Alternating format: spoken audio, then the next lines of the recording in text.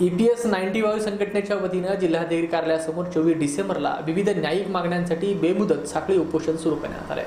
पेन्शनधारकांच्या प्रलंबित मागण्यांसाठी दिल्ली येथील आत्माहुती आंदोलनादरम्यान केंद्रीय श्रम व रोजगार मंत्री संतोष कुमार गंगवार यांनी संबंधितांना शिफारसी पाठवण्याचं आश्वासन दिलं होतं।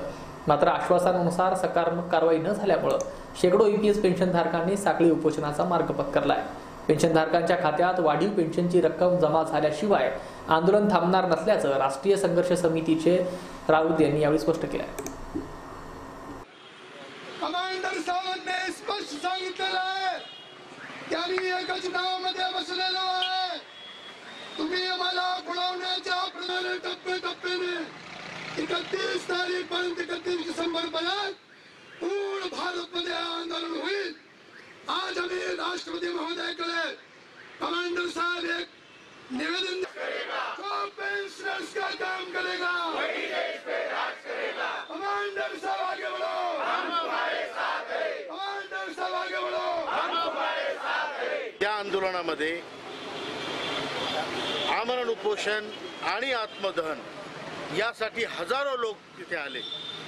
आत्मदहनाचा कार्यक्रम थांबवण्यासाठी आणि आमच्या मागण्या लक्षात घेऊन माननीय केंद्रीय श्रम मंत्री श्री संतोष कुमारजी गंगवार यांनी आम्हाला आश्वासन दिलं की आम्ही 10 तारखेपर्यंत तुमच्या मागण्या श्रम मंत्रालयातून रिकमेंड करून वित्त मंत्रालयाला पाठवू।